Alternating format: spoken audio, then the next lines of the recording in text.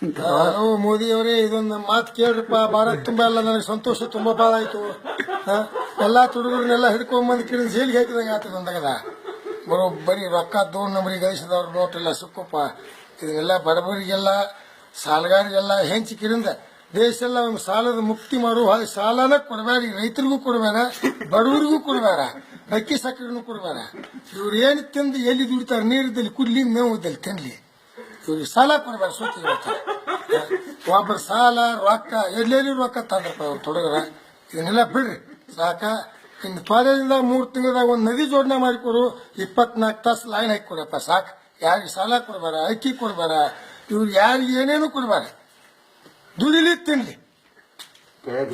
ಮತ್ತ ಇದು ಮೋಜನಿ ಎಂದು ನಮ್ಮ ಕರ್ನಾಟಕ ಹುಟ್ಟೈತಿ. ಮೋಜನಿ ಬರದಾಟ ಮರ್ಡರ್ ಆಗೋದು ಇಂಥವೆಲ್ಲ ಭಾಳ ಆಗಾಕತ್ತಾವು. ಇವನ್ನೆಲ್ಲರೂ ಬಿಡಿಸಿ ಯಾರ್ಯಾರು ಹೊಲ ಎಷ್ಟೆಷ್ಟದಲ್ಲ ತುಡು ಸುಳ್ಳು ಮಕ್ಕಳು, ರೈತರು ಹರಾಮ್ ಕೊಡ್ ಸುಳ್ಳು ಮಕ್ಕಳು ಕಲ್ ಕಿತ್ತು ಹೋಗಿದ್ದು ನಂದು ಇಲ್ಲಿ ಬರ್ತೈತೆ ಅನ್ನೋದು. ಇಂಥವ್ರನ್ನೆಲ್ಲ ಒಂದು ತಟ್ಟು ತೆಗಿಯಾಕತ್ರಿ.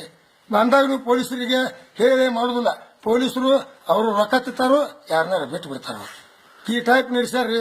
ಹಳ್ಳಿಯಿಂದ ದಿಲ್ಲಿವರೆಗೆ ಕುತ್ಬೇಡ ಆಟ ಒಂದು ವಿಧಾನಸೌಧದ ಮುಂದೆ ಹಾಕ್ರಿ.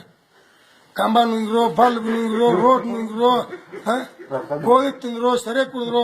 ಮೋದಿ ಅವರೇ ಸೆರೆ ಕುಡಿದು ಅಂದ್ರೆ ಎಲ್ಲಿ ನಮ್ಮ ಕರ್ನಾಟಕ ಅಲ್ಲ ಇಡೀ ದೇಶ ತುಂಬ ಎಲ್ಲ ಬಂದ್ ಮಾಡಿಬಿಡ್ರಿ. ಹೆಣ್ರು ಮಕ್ಕಳು ನಿನ್ ಮೇಲೆ ಹೊಗಳಿ ನಿನ್ಗೆ ಒಬ್ಬ ಹೋಟ್ ಎಲ್ಲಿ ನೀ ಸತ್ತು ಹೋದ್ರು ನಿನ್ಗೆ ಹೋಟ್ ಹಾಕ್ತಾರೋ. ಅಪ್ಪ ಇದನ್ನ ಮರಿಬೇಡ ನೋಡಪ್ಪ. ನಮಸ್ಕಾರ.